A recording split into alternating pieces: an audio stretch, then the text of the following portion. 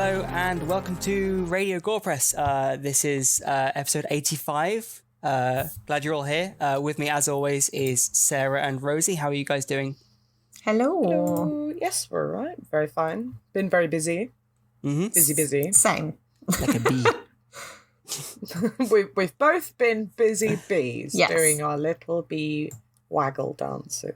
But far less cute How are you, in my Phil? case. I was about to say, that sounds adorable. I have also been busy. We are all busy bees, apparently, this episode. So before I continue, please check us out on social media. We're on Facebook, Instagram, and Twitter. If you enjoy what we do, please don't forget to like, subscribe, all those things, because it really helps us. We also have a Ko-fi and a Redbubble if you want to come give us your money. So without further ado, this week we are covering Silence of the Lambs. Yep. Now, prior to this recording, we quickly had a bit of a chat. Well, of course we watched it, but we had a chat over whether we'd watched it before, and apparently I'm in the minority. This was a first watch for me.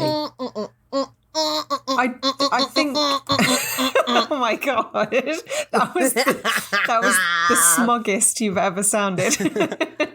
It's because he's so full of it with his, you haven't seen any films, and the only film you've ever watched is Blade Runner. Oh, I've seen loads more films than you. Fuck you, Phil. I would go as far as to say you're not only in the minority on this podcast, you're kind of in the minority of like people with eyes.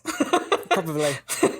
It's always been one of those films that I've wanted to watch and just never got around to doing it. And in fact, I have started watching it a couple times. I just never got around to finishing it. And I say started like 30 seconds, like I managed a minute into it. If I remember correctly, I saw Jodie Foster running and thought, meh. This isn't for me. That looks exhausting. I don't care for it. As if I remember correctly, this is one of only 3 films that have won like all the 5 main Academy Awards. Oh wow, yeah, I could see. Like Best Actor, Best Actress, Best Soundtrack, Best Screenplay, Best Director. Yeah. It's one of 3 or 4, Yeah. and to date, it's the only scary film that's ever won Best Picture. Mm. Oh, it's first. Interesting you say scary. Tell us why, Sarah. Well, this is sort of slightly outside the realm of films that we would ordinarily cover, because I don't necessarily class this as a horror film outright. It's scary. It's gruesome in places. It has a lot of the hallmarks of a horror film. So what defines horror for you then? What makes this not a horror film? Maybe that's an easier question. All right. I wouldn't say it's not a horror film, because it definitely has elements of. I just think there are genres that I would put it in before I would classify it as horror. Mm-hmm. Like, to me, it is more of a psychological thriller than anything else. I would agree with that. I kind of feel like when you get into the subject of like thrillers, psychological thrillers especially, like that kind of forms its own little bubble and like subgenre of horror, but there's like a Venn diagram and they overlap a little bit. Yeah, but like I would say a film like this has more in common with something like Prisoners, for example, than it does a horror film. Yeah. No, I get what you mean. I totally get what you mean. And it kind of busted into the mainstream. It was like a blockbuster at the time as well, which wasn't necessarily the case for horror films. No, back then. Definitely. No, I agree with you on that. Actually, it was. If I remember rightly, I think it was a film that Roger Ebert praised very vocally, and he fucking hated horror movies.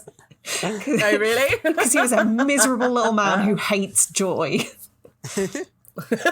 Hated. Sorry, past tense. Oops. Oh, don't speak ill of the dead, Sarah. I mean, he was fine. I mean, hating horror movies isn't necessarily speaking ill. His obituary. He was okay. He was fine, I suppose. Oh, if I can remember his name correctly, I want to say Gene Sisek, who was like a really respected film critic, just went, nah, Silence of the Lambs is shit. Did he? Didn't like it at all. Yeah, like he was the only negative critic's review that I got. Oh, fuck that guy. wow. Had to be a contrarian. Oh, just get to now and be like, nah, you're a fucking idiot, mate. Like, you got that one wrong, didn't you? Somewhat. Jesus. But yeah, I think it's interesting you say that was the only, that negative review was kind of the outlier, because this film is so universally loved. Mm. And I think rightfully so. Yeah, absolutely. Spoilers, it's a cracking film. The end. We have been Radio Gorepress. Catch you next time. We literally do this I know, every right? single time. Every single show, we're like, it was great. All right, bye. And it's always funny. We should probably It's come up with never some funny. new jokes. It's never funny. I think like maybe the first time it was okay. I feel like I refuse to come up with any new jokes. we only recycle jokes. In the interests of environmentalism, our recycling extends to jokes. Yes, we're a sustainable podcast. See, that was a new joke. What have we done? No single-use humour here. Oh, no. I think It's interesting. it's probably, sorry, I was just going to say, I think it's probably interesting, or now is probably a good time to say that it's probably not worthwhile doing what we normally do and reading out a bog standard synopsis from a DVD jacket or IMDb, because I think we would probably be insulting everyone to detail the plot of this film at this point. I mean, you say that. Apart from Phil. But did you must have had a vague idea what it was about, though, right? Hannibal eats people. Clarice wants to catch Buffalo Bill. That's it, right? That's the film. Yeah, there you go. Okay. Did you actually know that Clarice was looking for a killer called Buffalo Bill, though? Or did you just know that Hannibal Lecter eats people? No, Which is kind of a misnomer, because he doesn't eat... Oh, no, he does eat... He sort of eats somebody in the No, film, he I does, suppose. yeah. He eats his trophies. Yeah. No, I just mean, like, this is in going to the be film. really spoiler-heavy, obviously. Fortunately, Hannibal eats people isn't that much of a spoiler right now. He has a bit of a chew on someone's face. He does, yeah. He does. I don't know if that's necessarily eating. But no, I knew. Did he swallow? Is that the? Don't make it weird, Is that how you Sarah. define it? Yeah, spit or That's the swallow. definition. What, if you swallow... If can have a spit, bit of you're a not chew. cannibal. Yeah. Yeah, you can have a bit of a chew. If you don't but swallow it... If you don't swallow it, you're not eating it. Yeah, exactly. You don't eat chewing gum, you chew chewing gum. Unless you swallow it and then you've eaten it and you're an idiot. And then it lives And it's in going your to stay in your stomach forever. for 25 years. Everybody knows that. If science has taught me anything. It sprouts a little chewing gum tree, and then if you're not careful, you start getting branches growing out your nose. I think you might have confused that with something else. You heard it here Is that first, not apple guys. seeds? Apple seeds. Too many 90s rumours converging there. So many urban myths. Yeah. So yeah, to chewing answer your gum question, tree. I was familiar with the story of Buffalo Bill as well. I didn't know the specifics of it, but I knew he was a serial killer in the film. And there's a bunch of like imagery that I was aware of as well, like Buffalo If you Bill haven't looking... seen... Like, if you made it this far and avoided seeing anything to do with the tucking scene, then that's almost impressive. Do you know what? I have not seen reference to that online as far back as I can remember. Really? Him at, Jamie Gum at the door. Oh, yeah, that image is all over the place. That's, like, been memed to shit. And it puts the lotion on its skin. That, I think I made a note somewhere, actually. Obviously, we're getting pretty far ahead of ourselves Yeah, again. we're But I getting think, way ahead of ourselves. but just a quick note about that scene. I think I wrote that like that along with his Johnny has got to be one of the most parodied scenes of all time. Yeah, I would agree with that. I would absolutely agree with that. I'd love to know, like, Along with, how many times that's been parodied Well, or satirized. there are two, like, incredibly, well, no, three. There's so many incredibly famous quotes within this film. Oh my actually. God, yeah. the massive misquote being "Hello, Clarice," which is Yeah. actually "Good evening, Clarice." Couldn't even get the greeting right. God damn it. It's one of those things that you're like, I'm going to tuck that away for a pub quiz. that'll come up one day. Like Luke, I am your father. Nope, doesn't go that way. Doesn't go that way. No. People are What wrong. does it go like, Phil? It just goes no. He just says no. I am your father. It's close, but it's not quite right. It's not technically correct, and we all know that technically It's the best correct is kind the of best correct. kind of correct. Indeed. Or they're all correct Yeah.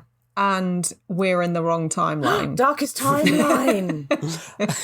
And George Lucas If we all is agree wrong. that yeah, if we all agree that those quotes are wrong, but the general like consensus misquotes them all the time, then perhaps we are in the wrong Mandela effect bubble. Who knows? I don't know. think that we jumped into the wrong timeline when Phil grew facial hair.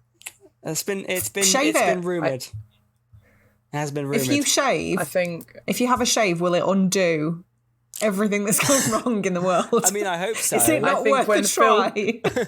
when Phil grew his evil genius goatee, that was it. We're in the wrong timeline. God I mean, damn if it was it. that easy, I would do it within a second. But How do you know?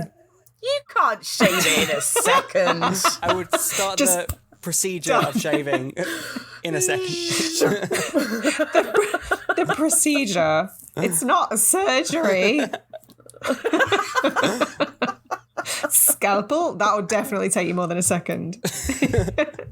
Yeah, To hacking at that scalpel. for ages. Oh, gross. Oh, no. I wouldn't put it past you, Phil, Yeah. What, to shave with a scalpel? to decide that. Yeah, to decide that the best implement to shave with was the scalpel that you I found. found. Or some That's tiny, like, new information. some tiny In a topiary hedge. scissors. And then he could comb it with a little Like a Zen bonsai garden. tree.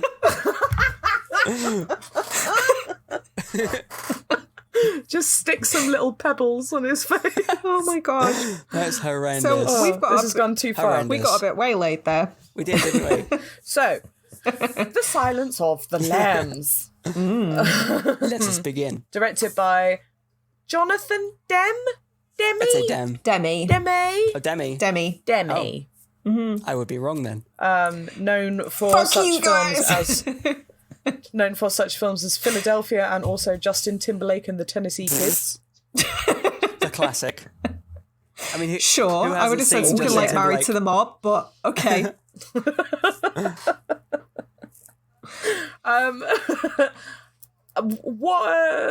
What a disparity! What a massive change! But you could say that about- I read that and I was like, genius. You could say that about all of his work, though. I think that's one of the most kind of compelling things about Jonathan Demme and his body of work is that Silence of the Lambs is unlike anything else he's directed. But equally, you could kind of say that about all of his work. He's got a pretty... Yeah, like none of it. There's no cohesion at all. He's just like, fancy a drama this week. I'm here for it. Like Yeah. many fingers in many pies. Many directorial pies. I think that's he's sort of taken the jack of all trades, master of none, and like become master of all trades somehow. Because he like But nails every Yeah. genre that he tries his hand at, and it's low-key Well, not annoying. Like, he doesn't anymore, does he? not now, not so much. He's less prolific I mean- now. You could say. Oh, rip. I can't help but get this overwhelming feeling. Like, when I saw this first, I was like in my younger teenage years, so maybe like 13, which was 20 years ago. I'm sorry. I'm so sorry. But the film's actually released in 1991. Yes. Yeah. And the concept of it being like 29 I know. years old, right? That blows my mind. Like, it's aged so appropriately and so well. Like, obviously the quality of film, like, by sheer virtue of what they were filming on at the time, like, ages it. But like the acting, the effects, like it all stands up to the test of time, I thought, anyway. What? I didn't watch it and I was like, I'm watching an old film, you know? I think it helps. I'm assuming it was shot on film. Yeah. Because obviously Yeah, everything's I think it would have fucking digital now. Yeah. So I think the beauty of things being shot on film is that they look a bit classier. Yeah. And obviously you can remaster them. Like, it's not... The film itself can degrade, but I don't know. I think it's such a shame that that's becoming a lost medium almost. Like, it's novel for people to shoot on film now. Part of me thinks it's a shame, but part of me also thinks it also thinks it's kind of nice in that it's now leading towards a bit of a resurgence as well. Like, independent filmmakers are starting to use film as a, like you say, as a novelty, and as a either as a throwback or as a in much the same way that photography is sort of having a massive resurgence of like old film photography. I feel like film's having that same kind of like heyday coming up again. It is, but much like camera films, it can be prohibitively expensive, which I think is why digital is so de rigueur now, because it's so fucking cheap. The barrier to entry is so low. People who literally make films on their phone. And then you've got people like Tommy Wiseau, who shoots on digital and on film, because why not? Of course. Because Tommy Wiseau. But also that's the only reason you need. There's the convenience of it as well, like having to shoot actually on film and then having a physical film that you need to like digitize or edit or whatever. When you've got you just record to a hard drive, it's just so much more convenient, so much simpler. The cameras will be smaller. So I can see why. And I think editing sort of 35mm or whatever, like they're filming on, is becoming a bit of a lost art as well. Because you used to have people who literally like hack and pastes, like they would cut the film and then stick it back together again in the bit that they wanted. Yeah. And I don't, as simple as that sounds, I think there's probably a lot more skill and nuance that needs to be applied to it. And I feel like that's becoming a bit of a lost art. So it's becoming more difficult to use film. Just as a quick aside, I don't know if you guys have ever seen it. There's a documentary that I think is probably about 20 years old now. One of my favourite movie documentaries, just called American Movie, about this guy called Mark Borchardt, who is trying to make a film called Coven, except he pronounces it Coven throughout, which in itself is hilarious. But it's one of those the truth is stranger than fiction kind of documentaries. It's fantastic. And if you're a fan of film, just the format of film, you need to watch this because he was so... The reason I bring it up is because there's a really memorable scene of him just like lying on the floor in a room, just like chopping up the tapes, trying to like edit it himself. He was so determined to get this film made, and like it's so bare bones and so like archaic now. The process is, like you say, it's a lost art. I will absolutely check that out. I will absolutely totally check that out. Seek that out if you haven't seen it. 100%. That seems up my alley. And it's quite sweet. Proverbially speaking. Yeah, it's quite sweet. It's quite an uplifting film as well. Oh, even that, you just told me about it. I'm like, oh, that sounds lovely. Oh, But you'll never be able to BRB, pronounce... guys. But you'll forever be saying Coven instead of Coven.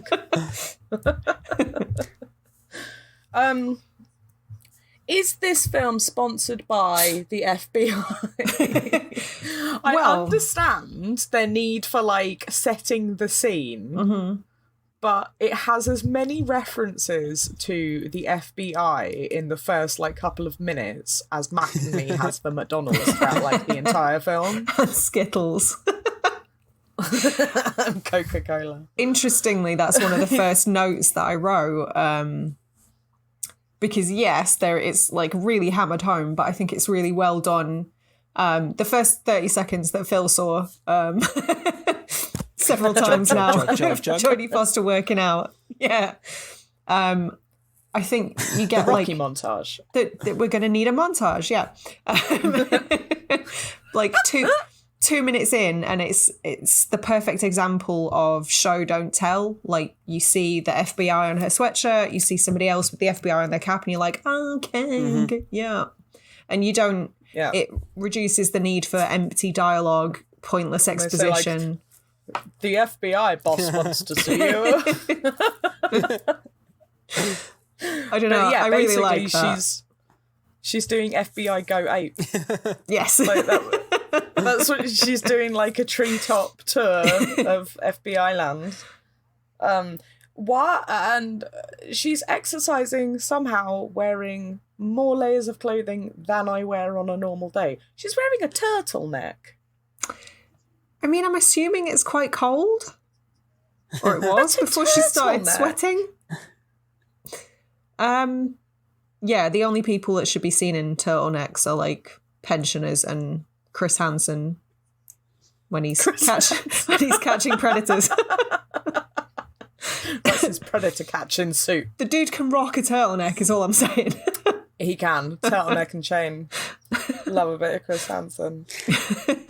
One thing I noticed, and I was pleasantly surprised to see it was a consistent thing throughout, is the way they use eye lines. I noticed it when Clarice was talking to, I think, Crawford at the start. You always saw the person speaking to Clarice speaking directly into the camera, whereas Clarice generally was looking off center, and that's him. That's Hannibal. There's who else is there? There's a couple of that was done very deliberately. Which I think. Sorry, it was. No. I was just. It was. I think it was a really nice touch that helped kind of emphasize how kind of under pressure Clarice was. There is a line later on that Hannibal himself says about feeling eyes all over her, which I thought sort of tied really well into that. It was just a nice touch because it's one of those kind of subtle things that you don't really notice unless you're paying kind of attention to it. But as soon as you do notice it, you kind of see it all over, Yeah, I'd like to come back to that later on, actually, because I think you've hit on something there that I want to expand on, and that's that this film is sort of very male-gazy. It is very male-gazy. And actually pretty much all of the interactions between especially Clarice and anyone, but actually all the dialogue tends to be very close-up shots of people's faces. And it's very, very claustrophobic. Yeah. This entire film is really claustrophobic. And actually the more and more crazy, the more and more sort of unhinged and intense that Hannibal Lecter gets, like the closer the camera is to his face. But what you were saying about the eye lines, that was done very deliberately. And it's because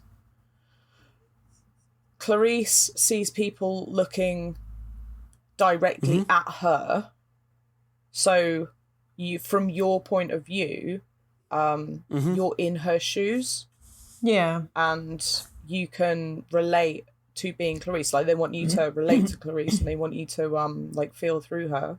Whereas the other way around, every single time you're looking from the point of view of somebody else, she's talking to them and she's directed slightly to the side.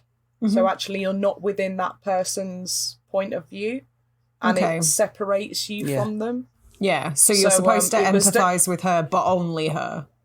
Yeah, you're meant to kind of like experience the film through the eyes of Clarice rather than anybody else. And they wanted to make that very obvious by making her line of sight off for everyone, and then everyone's line of sight directly on her. That fully makes sense. Like, you're meant to be in her shoes, right? So what better way to show that? Yeah.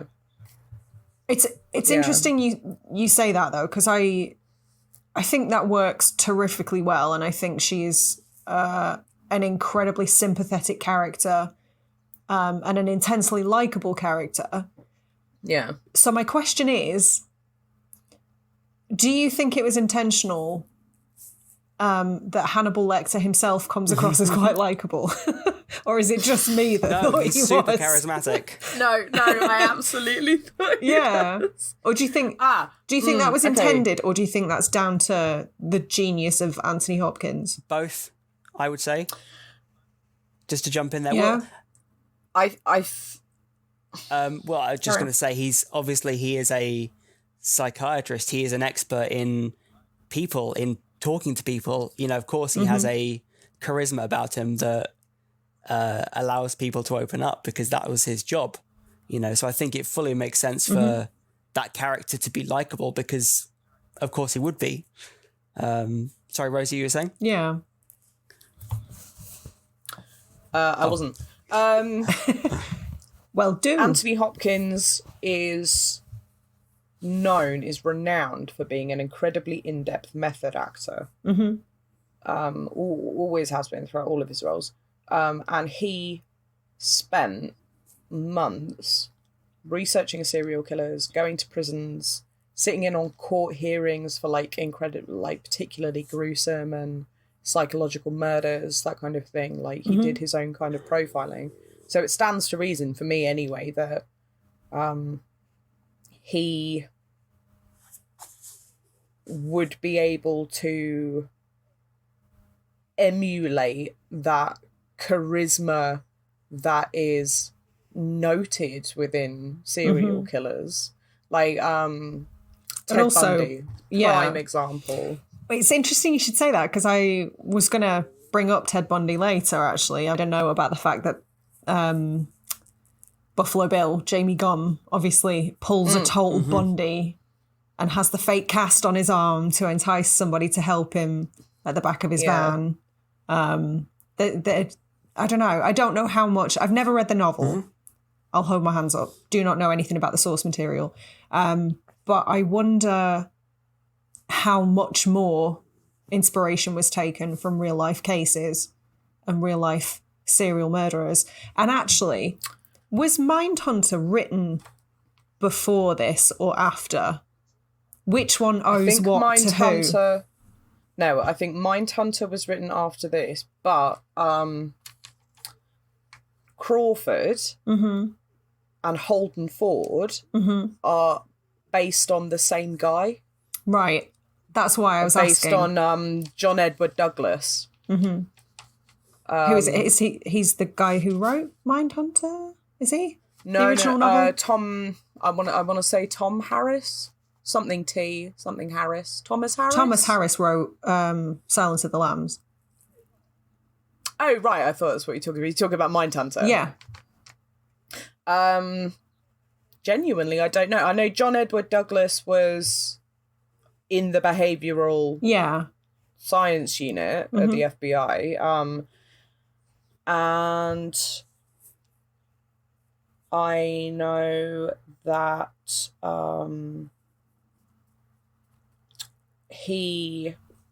I think he worked, it was either him or Robert Keppel worked with Ted Bundy on the Green River Killer. Because Ted Bundy helped them profile this psychopath. So obviously there's lots of... I genuinely don't know if he wrote Mindhunter or if that came first. It's interesting, though, because there's so much crossover. There's loads of overlapping, definitely. Yeah, it's really interesting. Like, watching this again, I don't know why I didn't watch Mindhunter and go, oh, this reminds me of Silence of the Lambs. No, I did exactly the same thing. I was exactly the same thing as you. It had been so long since I'd seen Silence of the Lambs. I was just like, oh, this is just like Mindhunter. Yeah, exactly that. Exactly that. And it's really kind of messy trying to work out like where the links are, because they're everywhere. They're throughout the whole thing. And obviously some of them are true to life, some of them are fictionalized, so it's harder still to figure out the links. It ends up getting super confusing. I don't know if I wanted to have rewatched this without ever seeing Mindhunter. Yeah, I don't know. There's certainly a lot. I feel like one's informed the other. Yes, absolutely. That's why I was asking which of the books was written first, because one of them certainly owes a lot to the other, and I don't know which one it is. It would make sense if John Edward Douglas did write Mindhunter. It would make sense that came first, because obviously that was his job and he has like first-hand experience of it. So Harris might be a copycat. Maybe. Naughty Thomas Harris.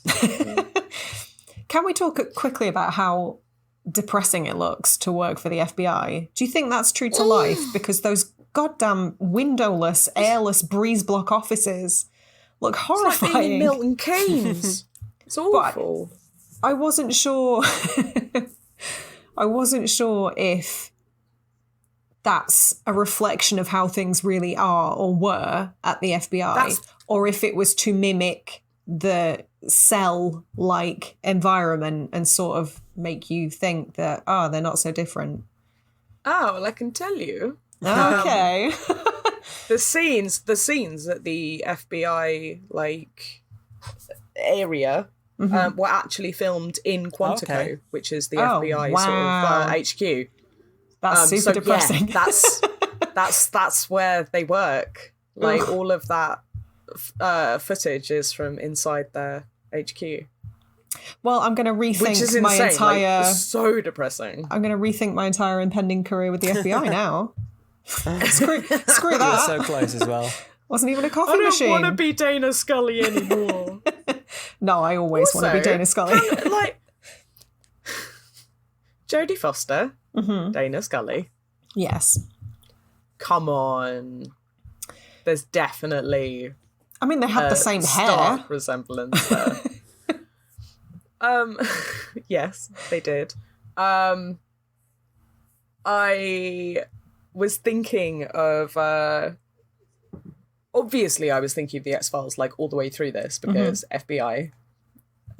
Jodie Foster, Dana Scully, blah, blah, blah. Yes. Bad haircuts. And then I remembered, like, it's quite far on in the X-Files. Dana goes to see Fox Mulder while he's in prison. And she walks up to him and he says something like, I smelled you coming, Clarice. Yeah. And I was like, oh my God.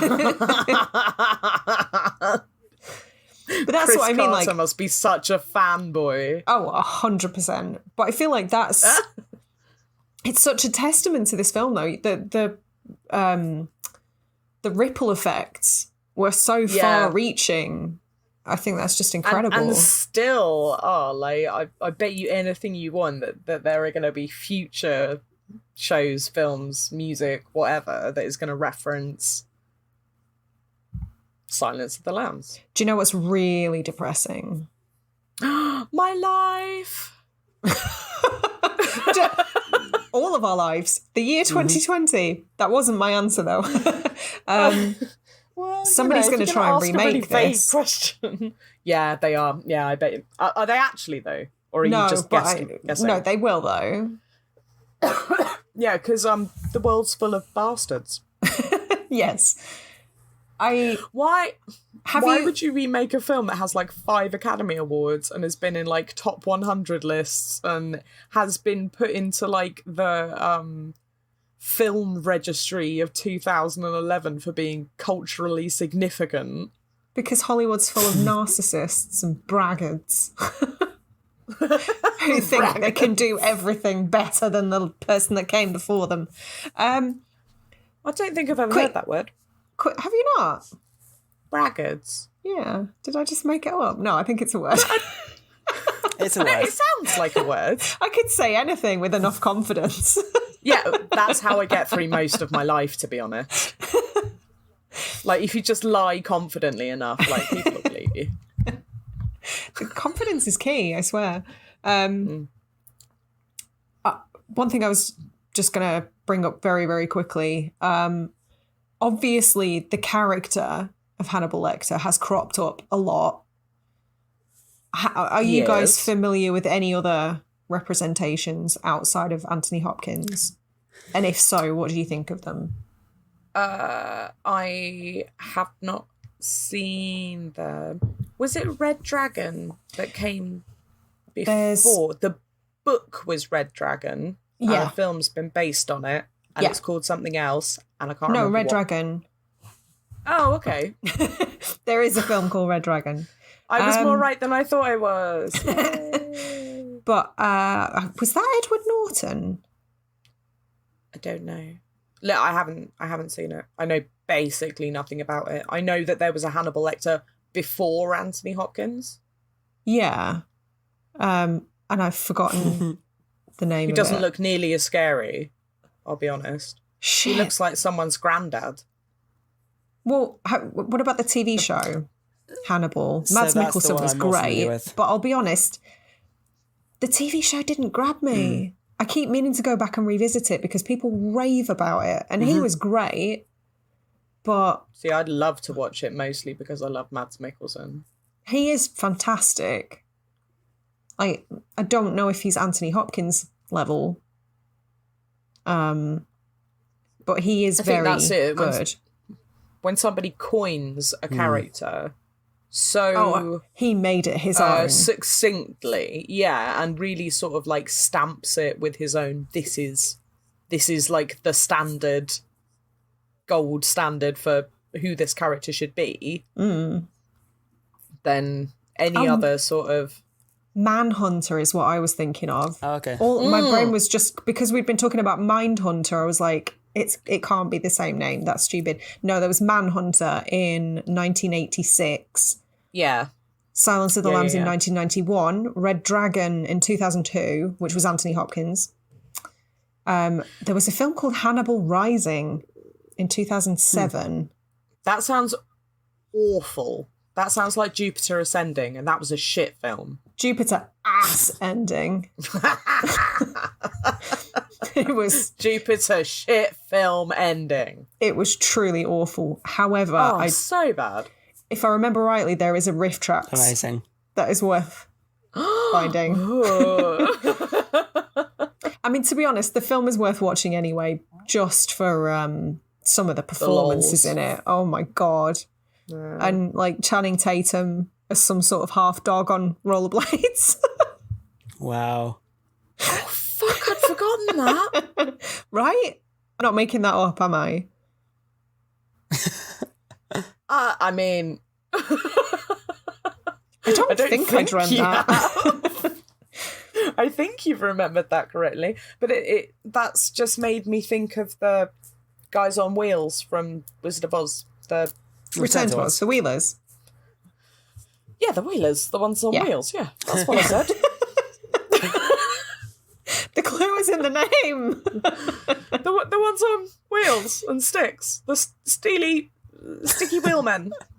Sticky wheelmen, yes. They were horrifying. Scary wheel boys.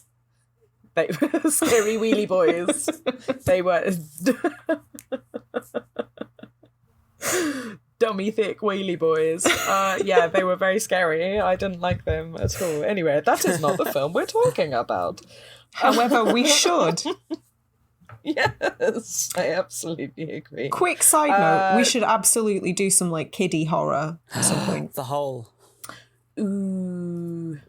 Fucking knew you were going to say that. It's good. It's dead good. No. So how come it is a good film. Hannibal Lecter gets his own bespoke It is a good cage when film. everyone else gets like jail cells? Because he eats people. I think... I mean, Yeah. I mean, the basement part where he is like a special sort of subsection for the criminally insane.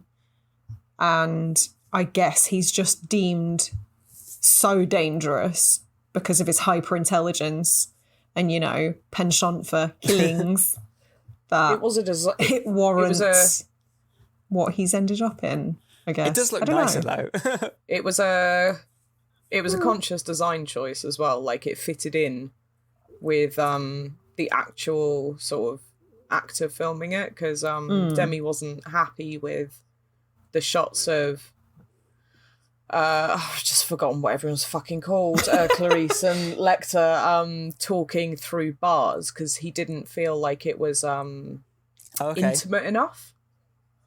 So See, it was a design choice to actually use clear plastic so that they could be like visually sort of closer to each other. But in the book, he's behind bars, but then there's like a nylon netting behind it. Surely he could just chew through that. You'd thought so. I don't know, it's nylon. That's what they make tights out of, Sarah. You can't get through tights. I have ripped every pair of tights I've ever tried to put on. Oh my God, are you the world's strongest man? Yes, to give me my correct title. Sarah, world's strongest man law. Yes, that's on my business card. I wish it was. I'm going to change my Instagram bio to that now. And a picture of you holding one of those barbells with like circular weights on the end with a little curly Except it's just moustache and a tights. swimming suit. Yes! Now there's a mental image. I've already got the tattoos, I suppose. Might as well. Just go the whole hog. Mate, Just your go next full Tinder ham. profile. Mark my words. Never. World's strongest man. I'm already doomed to be alone forever. I don't need help. Jesus. I think it would have the opposite effect. I think you would be beating men off with your barbell. Sounds painful. Ooh. On behalf of all men, that sounds really painful. Yeah, but on behalf of all women, you deserve it. That's also true. I'm staying out of this one. It's Moving swiftly on. Well, Dr. Chilton. No. What twat. Before we move on, I just want to do a quick callback to the screen that you were talking about in terms of the scene, making the scene more intimate. Interestingly, I didn't make any notes about that, but one thing I did note later on in the film when he's supposedly in higher security. Like in like an empty cage with a table? The art gallery cage. The Renaissance cage. Listening to classical music, the way that was filmed, when you can sort of see the cage kind of either side of the camera, I actually thought that was a nice touch because it sort of puts you, the viewer, in prison. Yeah. I thought that was quite well done.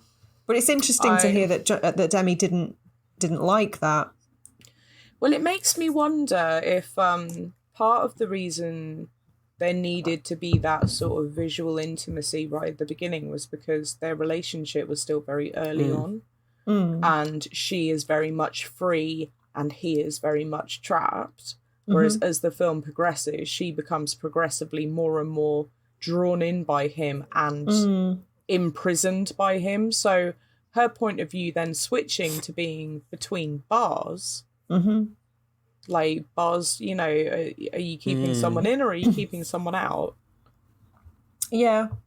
No, that makes a lot of sense. I just thought it was interesting that that was the thing that I found notable rather than the clear glass. I mean, both are pretty unique methods of incarceration. That also Renaissance fucking just kind of like all of the time they're like, don't give him anything sharp, don't give him anything heavy, only give him soft paper, giving him a fucking oak table. He's a very classy man. He is a classy man. Can I just say, my new goal for this year, because all of the other goals have had to be put on the back burner now, travel more, run a 5K. Can't do any of that shit. My new goal for 2020, channel the level of zen that Hannibal Lecter has at all times. Just maintain a stress pulse level of 84 beats even per when minute. you're eating someone. Well, no, they didn't say that was his base level. They said he never went above that, even when he was killing and eating people. I said base level of stress. Or like when he's stressed out, emotion, like when... I don't think he is stressed out, though. That's my point. In the ambulance... Yeah. I realise I'm getting ahead of myself, but in the ambulance where they're taking him to the hospital, and he's like, haha, I was wearing a fake face, fuck you. It was a real face. It just wasn't his real face. No, Sarah, it's a film. It's not real. God damn it. It's not a real face. Stop pissing on my chips. They state that his pulse is 84 beats per minute. Huh. That's a nice touch. Okay. Never goes above 85. But when it gets to 88, you're going to see some serious shit. I want to see that. That's now. when we get the fireworks. Lecter travelling back to 1984. If his pulse goes above a certain rate, he blinks out of existence. Where we're going, we don't need faces. How many quotes can we crowbar into this section? I just think that it's quite a nice touch, and it sort of taps into what I think, what I find to be a more primal fear than the more obvious things, and that is that somebody who is able to remain that calm whilst also remaining in control of a situation fucking terrifies me. Yeah, no fight or flight response. Like, people that are losing losing their shit, you know where you stand. People who are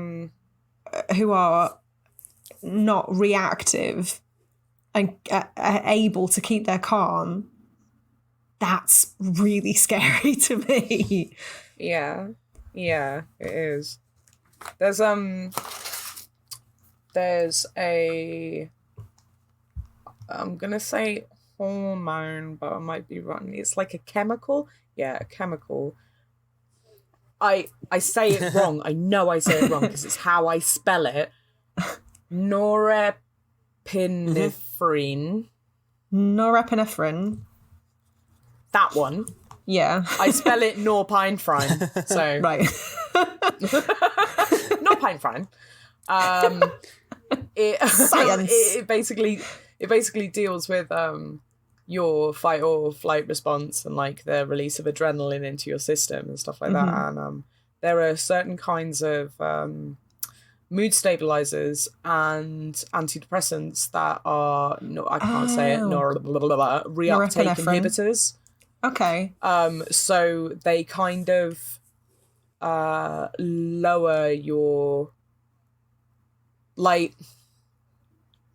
they affect your ability to reuptake adrenaline and to have that fight and flight response. Yeah, because their purpose is to keep you calmer. Yeah. So there's. So what you're saying is I just medicated? need to. I was just going to say, you're saying that my goal for this year is to get medicated. Is that what you're saying? Okay, cool. Yeah. We'll talk about this later, but yeah. As long as I know there's a shortcut, that's even better. Take your drugs. To go back quickly, the first scene where they meet, and obviously we were just talking about the fact that they were talking through this clear screen in order to establish an intimacy. One thing I fucking love about this film is that a lot of Antony Hopkins' dialogue was ad-libbed, or maybe not so much ad-libbed, but like changed or expanded on by the actor. He was given a little bit more free rein. And obviously Jodie Foster was affecting a Deep South accent. And the scene where he mocks her accent, he starts piss-taking the Southern accent, the drawl. Oh, yeah. Her, like, she had no idea he was going to do that. That was completely ad-libbed. So her reaction was like of genuine offence. Utterly horrified. That she thought it was a real affront because he was taking the piss out of the accent she was doing. Amazing. I love that. That's one of my favourite bits of trivia. Also, weirded me out. She nailed the accent. Yeah, she absolutely did. I saw Jodie Foster, but I all I could hear was Holly Hunter. How was Holly Hunter's voice coming out of Jodie Foster's mouth? It weirded me out. Why did I think that Jodie, like, obviously I know it's not, but why did I think that Jodie Foster, like, that was just her accent? I look at her and I'm like, Jodie Foster, Southern drawl, West Virginia. Probably because this is the role she's best known for. And she does it so well. Maybe. It sounds natural. I'm sure there's been other stuff that she's done it in as well. Oh, probably. I'm sure. Okay. Really, really, really happy that my least favourite character potentially gets his comeuppance. Who's your least favourite character? Dr. Chilton. He's a massive arsehole. He's Oh kind my of a god, I wank. hate him. Absolute sleazy. Quick side note, how do you feel about Crawford? He grew on me. I like Crawford. It's interesting what you said earlier. I'm guessing Rosie's a no in that category. No, I'm not a no. I'm not a no.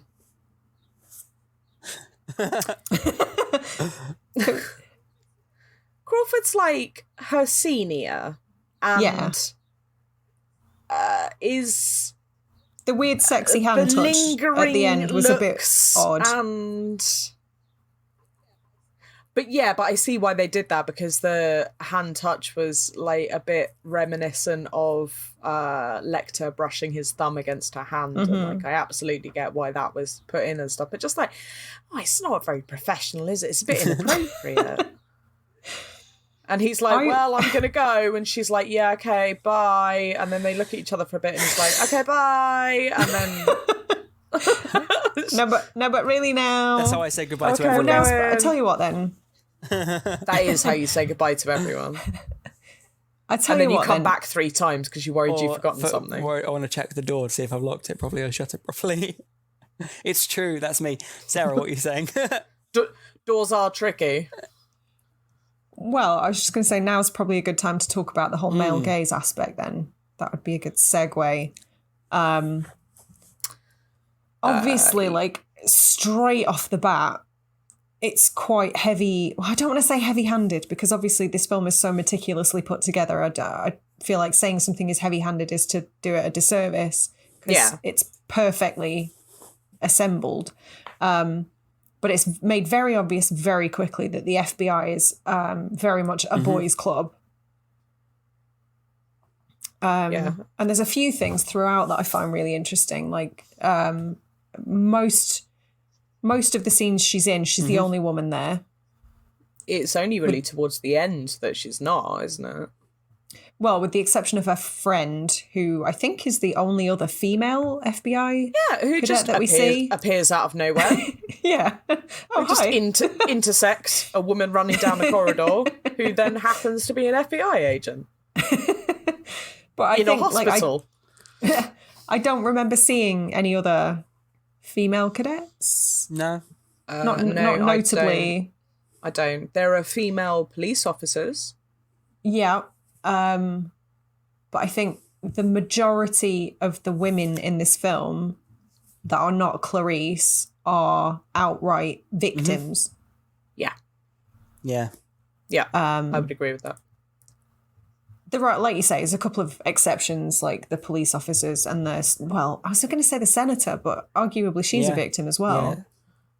She is, because she falls for Lecter's wily psychological ways. Yeah, and obviously, it's her daughter, isn't it? That's talking about her, like, hard nipples or something. That's pretty gross.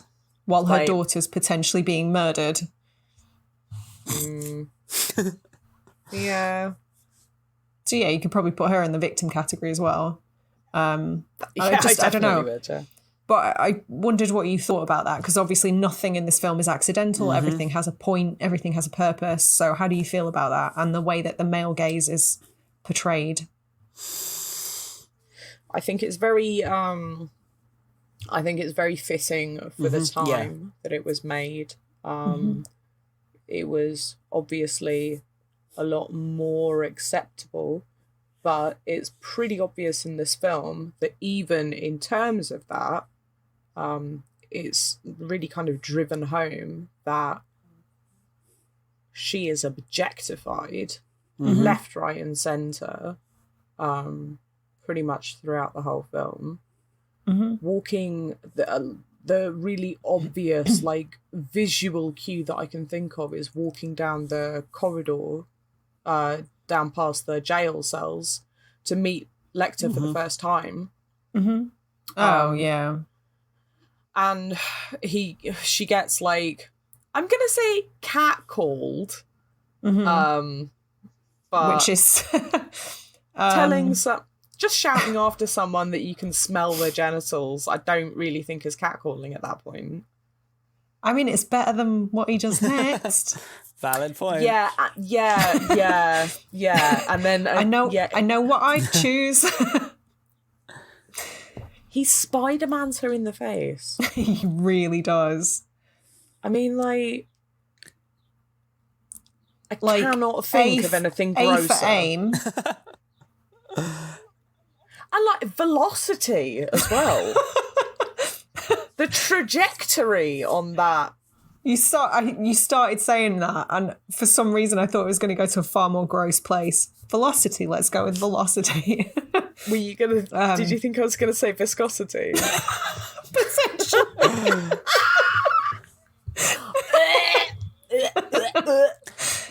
Always comes back to semen. You fucking make it. Nothing to do with me.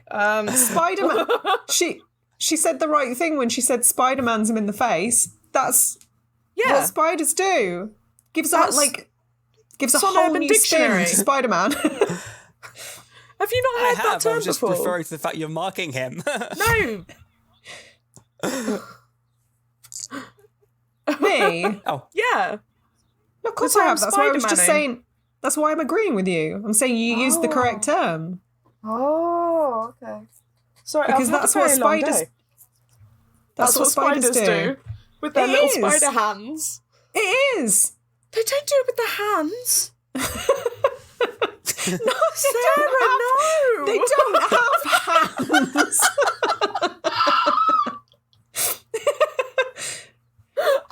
But like, that's right. They don't have willies either. Like, where do you think this spider spawn comes from? Spider-Man is a sex pest, is all I'm saying. Look, all I'm saying is he's not really a Spider-Man because actual spiders shoot webs out their bum and he doesn't. I don't want to see that version of the Avengers.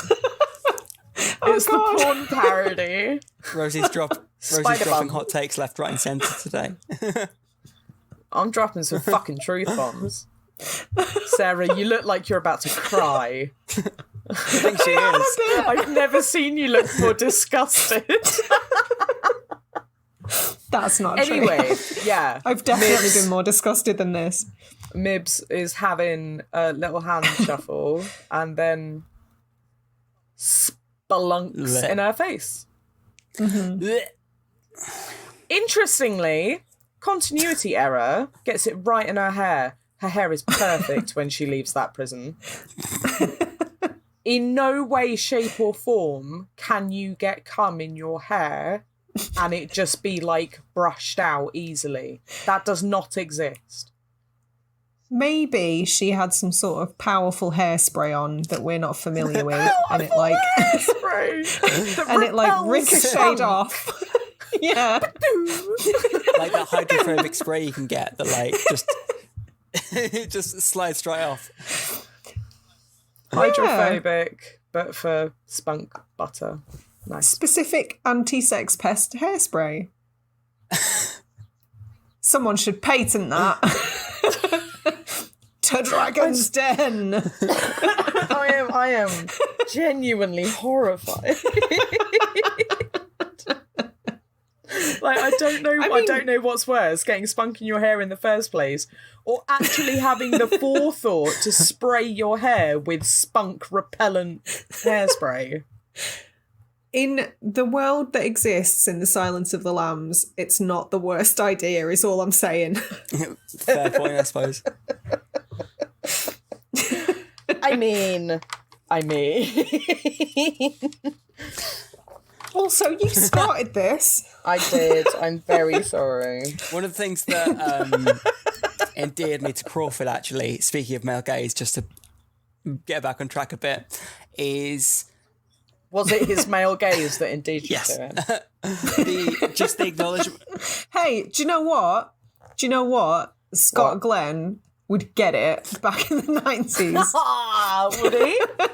Do you like Scott Glenn? Ooh. What? I think he looks like the Demon Headmaster. Tell me I'm wrong. I was about to say I can't remember what the Demon Headmaster looks like, but if I say that, you're just going to say Scott Glenn. I'll have to Google it. Maybe it'll ruin my childhood. Who the fuck knows? Or the evil guy from Who Framed Roger Rabbit. Judge Doom. Stop it! Judge Doom, played by Christopher Lloyd. Yeah, played by Why Scott Glenn. Why are you ruining this? Because I'm a thief of joy. If I'm not happy, nobody else is allowed to be. Can I just say very quickly, there's some really relatable dialogue in this film. Such as? I just really... it's quite timely when Hannibal Lecter's just like, I've been in this room for 8 years. And it's just like, yeah, everyone in quarantine feels right now. Big mood.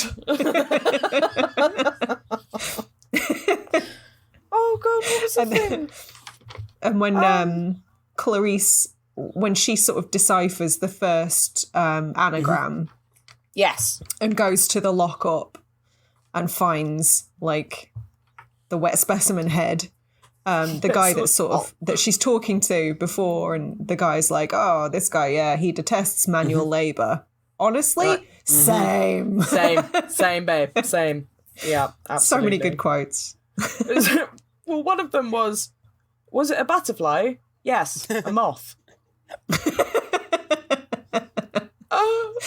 Entomologist, are we? No, wait, what? No. No.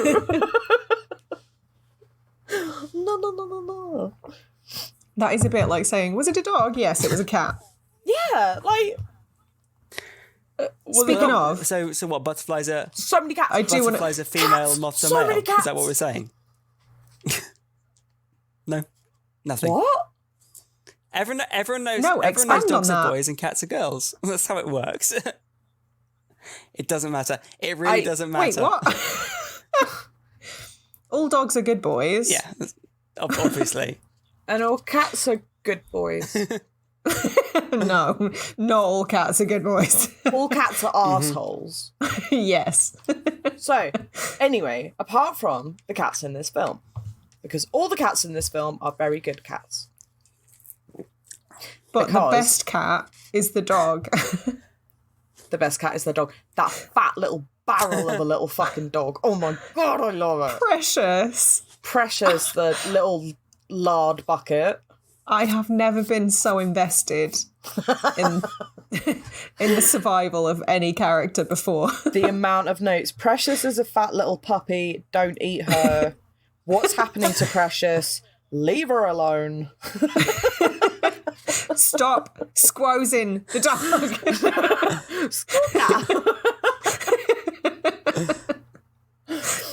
Yeah. No, Precious is adorable. All the animals did very, very well in this film, I feel like. Would you like some animal facts? Always. In Bimmel's, Catherine Bimmel's house, there are many cats. There is an actual cat. Yes. But when Clarice is in Catherine Bimmel's room, she first looks to the desk where she sees a cat figurine, and behind that is a photo of Catherine Bimmel being all bimmely. And then she looks around the room again and she sees another figurine of a cat. And the figurine of the cat is in front of the music box where she finds the 1991 style dick pics of her in naughty underwear. And then an actual cat runs up to her and goes, "Follow me, meow, meow, and meow," leads the and way. leads her to, like, cats are brilliant in this film. Absolutely amazing. Fucking cats. My other interesting animal fact for this film is that the moths that they have in the film are real. They are not death's head moths. Okay. They are something root horn or something. Tobacco hornworm moths. But because they're not death's head moths, they made them little outfits.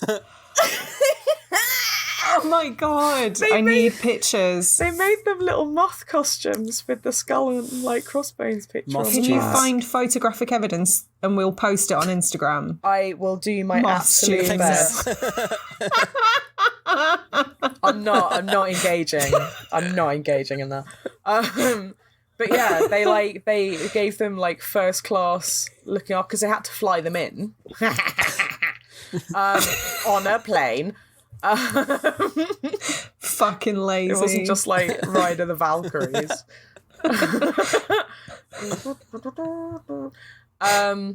Yeah, they like put them in a special little humid area and like fed them all the best food, and then they made them little costumes. I'm glad they were treated well. I died when I read that. It's so good. Can I just like, how did they manage that? Because most moths have such a short lifespan, like a few days. I mean, either they filmed those scenes very quickly because there aren't that many of them. Yeah, true. There's I can count maybe like 2 scenes that have actually got the moths in. There's one where there's one on his hand, and then there's one flittering around because she spots it when she turns up at the house. Yeah, that's and then there's one of the things that kind of the light bulb room moment where all the moths are in. So that could have been yeah, but they're so far away. They could be any old shit. I reckon they don't need outfits. They would have been able to do it in a couple of days, or maybe they got a few shipments of moths in. Yeah, that would make sense. I would like a shipment of moths. How does one go about getting a shipment of moths? I would fucking hate a shipment of moths. Keep that shit away from me. Do you not like them? That room is my worst fucking nightmare. No, they're just like murder hornets, then wasps, then moths. Really? But why? What have they ever done to you? Murder hornets for the name. Well, yeah, no, I'm not talking about murder hornets. I'm talking about moths. Oh, they just get up all in my business. And they're like... And they Do you climb like butterflies? in your ears. Do you like butterflies? From a distance. What if one landed on you? We like you were some sort of rat shit Disney princess. You know we went to London Zoo and we went into the butterfly enclosure? Yes. Like, and butterflies landed on us.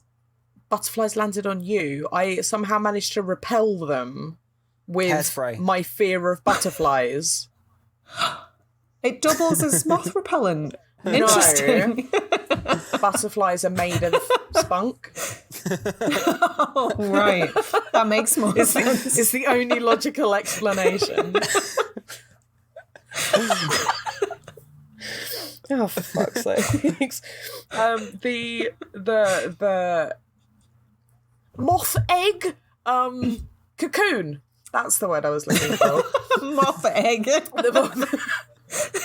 I really need to learn to stop saying the first words that come into my head. Please don't. I love moth egg. I live for moth egg. The moth egg that was down lady's throat. Apparently, because they were worried she was going to swallow it, they made it out of Tootsie Rolls and gummy bears. Amazing. Is that a comment on the actress? It's really common for films to use food as like effects. I just wasn't sure if it was an insult to the actress. You're just like, oh, fucking Joan, she'll eat anything. Put that in her gob. The amount of times they're talking about all these fat women that are a size 14, not fat. Well, fuck you. American size 14. That's a size 16, still, not fat. Fuck you. Still, yeah. Like, and also, size 16 is average. Distinctly average. Even more so in 1991, because that was sort of on the cusp of like the Kate Moss supermodel skinny kind of trend. Yeah. So even more so back then. But also, they sort of make a big song and dance out of this. They keep saying it. Yeah. But yet, the only live victim we see, the senator's daughter, nowhere near a size 14. And she put on like £25 for that role. Wow. She looked pretty svelte to me. Like, I don't know, it kind of pissed me off. Fat. I understand. It pissed me off though, because they make but they make a big song and dance about how he sort of entraps larger women. Yeah. But then it sort of, I don't know, it got my back up a little bit. It pissed me off because it felt a bit Hollywood, like, oh, but we can't actually cast an overweight woman. Yeah. That's what it felt like. The thing that annoyed me about it was that, but also the fact that they were saying, obviously he was entrapping these larger women so that he could then starve them so that their skin's easier to remove, because it'd be looser. And I was like, that makes complete sense to me. That is what I would do if I wanted to make a human skin to wear over my skin. But the fact they really fucking drive home the point of like, oh, was she like just disgustingly obese? And they're like, oh yes, the fattest thing I've ever seen in my entire life. Like, I felt like it was driven home a bit too much, and it wasn't really necessary for that kind of exposition. Like, they could have just said she was larger. Forgive me, my memory's failing me, but like, who was it who generally used those descriptive terms? Was it generally male characters or female characters? I am massively exaggerating with the whole like, oh, the fattest person you've ever seen. No, of course, but it, like, in a roundabout way, that is what they were saying. One of them. He specifically says like, oh, was she like really fat and shit? I think that's actually the line that he uses. Yeah, no, I know. And but I'd be interested. Clarissa's like, yeah, she's a larger lady. Okay, because I was interested to know whether that was also kind of wrapped up in the male gaze aspect of the film. I think it's, like, as far as I can remember, I think it's always the men who are quite disparaging about her size. Who are using the more derogatory terms, And it's always Clarice who's like, she is a large lady. Right, okay. That makes sense. That brings me back to Crawford, though, and why I came around to him is because he made a conscious effort to tell Clarice that the bravado was just that when he was talking to the guys in their funeral parlor, I think. The policeman, he was being kind of a bit of a dick, but then in the car afterwards was saying, sorry for what I said, just speaking their language, as it were. Obviously, it's not the most ideal solution, but at the same time, at least it goes to show that that's a deliberate theme that runs throughout the film. Mm. Yeah, it wasn't okay though, was it? No. That made me big mad. That made me big mad when he was like, "Oh, we can't talk in front of the ladies." So we're at the hour and 15 mark, so I don't want to keep labouring too much, but one thing we haven't really talked about very much is Buffalo Bill himself, because although Antony Hopkins is an obvious scene stealer, despite the fact that he's only actually on screen for like 15 minutes, I believe. 24, I think. No, I think it's like 15 minutes, I read. Huh. Or I don't know, maybe I got my information from a different place. But considering how little screen time he has, he obviously steals the film. But I do want to talk a bit about Buffalo Bill, Ted Levine. That was kind of a brave... It was a brave role. I don't think a lot of people could have pulled it off. No, I think it was potentially How do you feel about that? Quite problematic. Well, all right, quick question. How do you feel about the... they talk a little bit about his potential dysphoria. And one thing I actually really liked, obviously they use some archaic terms like transvestite, transsexual, which are not considered PC anymore unless you're a Rocky Horror fan. But I don't know, the thing that I find interesting is in much the same way that for a very long time, ignorant people would have you believe that homosexual males are, like, they would conflate that with paedophiles. Obviously, like, the Catholic Church has a lot to do with that. And the homosexual community has fought really hard for a long time to distance itself from that because it's not rooted in fact. Yeah. In much the same way, I think the same ignorant people would have you believe that transgender people are disturbed or mentally maybe unwell. Have violent tendencies. Yeah. Yeah. And although this was not the most PC, they didn't use the most PC terms, I actually quite liked that they took the time to distance Buffalo Bill from that term. They sort of said, like, yeah, he might have some sort of dysphoria, but he's not transgender. He just doesn't like himself. Yeah, it was more the idea that he hated himself so much that he thought that if he was a woman, that would be like the most opposite to what he is right now. Rather than feeling like he was in the wrong body, he just hated who he was. Yeah, that's a better way they of went to like phrasing it. Great pains to point out it's not a sort of gender dysphoria. He's not transgender. He loathes himself. Yeah. I just thought it was quite a nice way to cover that sort of material because it would have been the easy choice to just other him, to say he's transgender and therefore that is linked to being mentally disturbed or violent or whatever. That would have been the easy thing to do because that was the prevailing thought pattern at that time. So the fact that this film is 30 years old and they actually make a point of distancing the term transgender from those negative connotations, I think was really nice. I think it was great. I'm not verbalizing it very well. You know what I'm saying? No, I do know what you're saying, absolutely.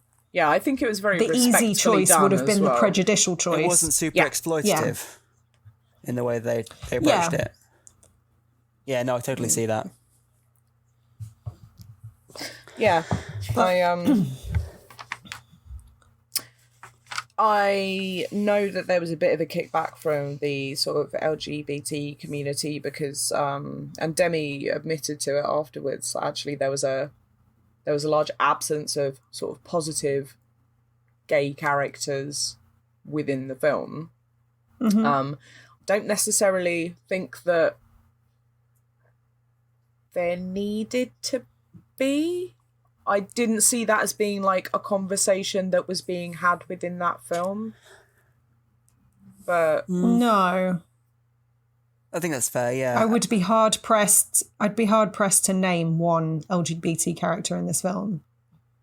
But this is it. Like, if they, Lecter alludes to Ben Raspile, Yes. the guy in the jar, the head Yeah. in the jar. He alludes to him and Gum being lovers, having a relationship. But as far as like any other kind of homosexual relationship or like, you know, like same sex or anything like that, like there's just I feel like if Demme had put a character in like that, it would have been crowbarring diversity in. Do you know what I mean? Potentially, but my overriding feeling is that I prefer LGBTQ characters when they are like, not when the characters are incidental, but when that element of their character is incidental to the story. Yes, absolutely. Completely get what you mean. I think you run the risk of crowbarring in and pandering when that becomes all that character talks about. And but this is it. I found it given all the characters that are in it, I found it difficult to imagine which one of those might incidentally be gay, for example. I couldn't. I felt like it was a really weird sort of. I felt like it was a really weird thing for him to say, to be honest. Like, oh, there's an absence of like positive gay characters. Well, yeah, there is, but I mean, there are hundreds of films where there's that as well. But then there are also hundreds of films where there are many positive gay characters. So, When did he actually say that? Was that kind of years on in kind of retrospect or around the time of the film's release? I would not be able to tell you that. Just curious. I imagine it was close to when it was released because it was a relevant thing for him to be talking about. But... That's fair. But yeah, well, I mean, it's obviously something. Obviously, one of his other biggest hits was Philadelphia, so it's obviously something he was keenly aware of. So it wouldn't surprise me if it was perhaps in the wake of that, and it made him sort of assess things retroactively. Yeah, that would make sense. Yeah, no, I get you. Cool. Okay. So that just about wraps up our talk on Silence of the Lambs. Are we all in agreement that it's thumbs up? Yeah. I don't know why I'm pausing. Obviously, yes. Obviously, yes. Yeah, I think for me, it's a 10 out of 10. Yeah. Yeah. I think it's a perfect movie. It's meticulously made. The performances are just insanely good. Every single award that it got was deserved and more. It makes me want to put on a kimono and dance around to Goodbye Horses. Yeah. Yes. With a small absolutely. dog. I think it's really cool that we obviously started off by saying that it's not necessarily a horror film. So I'd like to end by saying that although it's not a horror film, I think it deserves its place amongst the upper echelons of horror films because it does what it does so well, and I think it manages to be almost more gruesome by using absolutely minimal gore, but maximum describing things so clinically. Maximum effect from characters. Absolutely, yeah. Hopkins is like, I think it's just an absolute, chef kiss. Yeah. Cool. One of the best movie psychos of all time. Yeah. Well said. All right. On that note, we shall wrap things up, and we will catch you all in our next episode. So catch you then. And stay spooky. Bye.